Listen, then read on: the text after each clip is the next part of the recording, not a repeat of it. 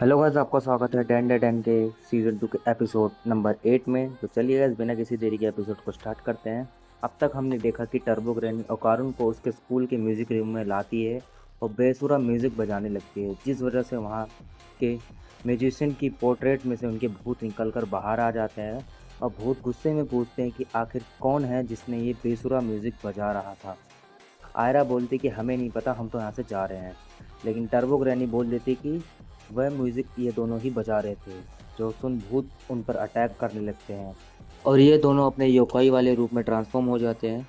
ये भूत उनकी तरफ म्यूजिक के नोट से हमला कर रहे थे, जो कि बॉम्ब की तरफ फट रहे थे। टर्बो ग्रैनी कहती है कि रेस्ट सिंबल से दूर ही रहना, वरना तुम्हारी बैंड बच जाएगी। इसके बाद ये लोग एक राइस के खेत में पहुंच जाते हैं, मतलब कहीं और ही जाकर टेलीपोर्ट हो जाते हैं और म्यूजिक नोट्स इनकी तरफ गोली की तरह आने लग जाते हैं। आयरा काफ़ी अच्छे से इन नोट्स को डॉज कर रही थी, लेकिन ओकारुन ऐसा नहीं कर पा रहा था। आयरा अपने बालों की मदद से उन भूतों पर अटैक करती है, लेकिन वो लोग हवा में उड़ रहे थे। अब एक रेस्ट सिंबल ओकारुन के आके लगता है, जिससे उसका शरीर पैरालाइज हो जाता है। टर्बो ग्रैनी उस पर चिल्लाने लग जाती कि मैंने कहा था रेस्ट सिंबल का ध्यान रखना। तभी एक सिंबल उसे भी आके लग जाता है और वह भी पैरालाइज्ड हो जाती है, जिसके बाद उन पर एकदम से गोलीबारी शुरू हो जाती है और ओकारुन अपने इंसानी रूप में आ जाता है। वह खुद को कोसने लगता है, मैं कितना ज़्यादा कमज़ोर और बेकार हूँ। टर्बो ग्रैनी उसे समझाती कि रिदम के साथ अपनी बॉडी को मूव करो। अगर भूतों का म्यूज़िक पसंद नहीं आ रहा है तो कोई और म्यूज़िक याद करो जो तुम्हारे दिमाग में चल रहा हो। आयरा भी इन्हें ज़्यादा देर तक नहीं डॉज कर सकती है। ओकारुन कहता है कि मैं गाने नहीं सुनता हूँ, तो मुझे म्यूज़िक के बारे में कैसे पता होगा। तभी ओकारुन को हयाशी का बजाया हुआ म्यूज़िक याद आता है, जो उसने कुछ दिन पहले ही सुना था और उसे काफ़ी अच्छा भी लगा था। और इधर आयरा म्यूज़िक नोट्स से बच के भाग रही थी, लेकिन उसका पैर ज़मीन में धंस जाता है और वो भूत उसके ऊपर बड़ा धमाका करते हैं। लेकिन तभी ओकारुन वहाँ आकर आयरा को बचा लेता है। ओकारुन हयाशी के म्यूज़िक को याद कर भाग रहा था और वह भी म्यूज़िक के नोट्स को डॉज करने लग जाता है, जिस पर टर्बो ग्रैनी उसकी तारीफ़ करने लग जाती है। आयरा अब एक भूत को अपने बालों से पकड़ के नीचे खींच लेती है और लात मार के उसकी गर्दन अलग कर देती है, जिससे वह वापस एक पोर्ट्रेट में बन जाता है।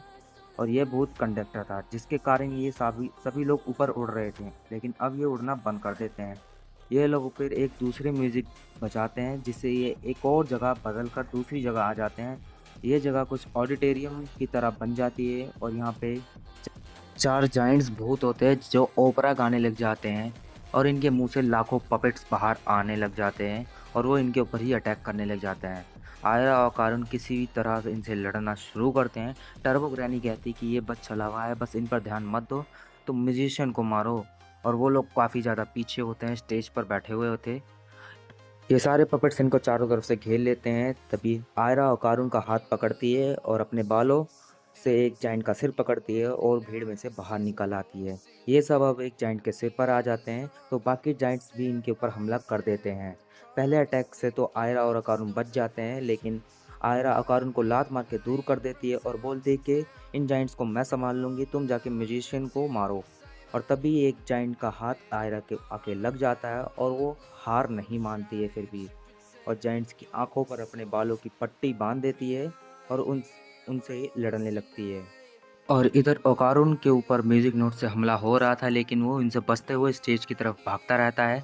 और इधर आयरा इन जाइंट्स को आपस में ही पिटवाने लगती है और एक के मुंह पर लात मारकर उसका मुंह तोड़ देती है, जिससे वो नीचे गिर जाता है। जाइंट्स फिर भी वो गाना गाता रहता है और इधर ओकारुन के ऊपर हजारों पपेट्स हमला कर देते हैं। अब ओकारुन अपने फुल थ्रोटल का यूज़ करके बिजली की रफ्तार से स्टेज की तरफ भागने लगता है। टर्बो ग्रैनी उससे कहती कि उससे सारे भूतों पर अटैक एक साथ ही करना होगा। टर्बो ग्रैनी एक बीट में 5 एक्शन कर सकती है, तो इसके लिए आसान होगा। ओकारुन उसकी बात को समझ जाता है और एक ही बार में उन पांचों भूत को ख़त्म कर देता है, जिससे वो सारे भूत वापस से प्रोटेट्स बन जाते हैं और म्यूज़िक रूम फिर से पहले जैसा हो जाता है।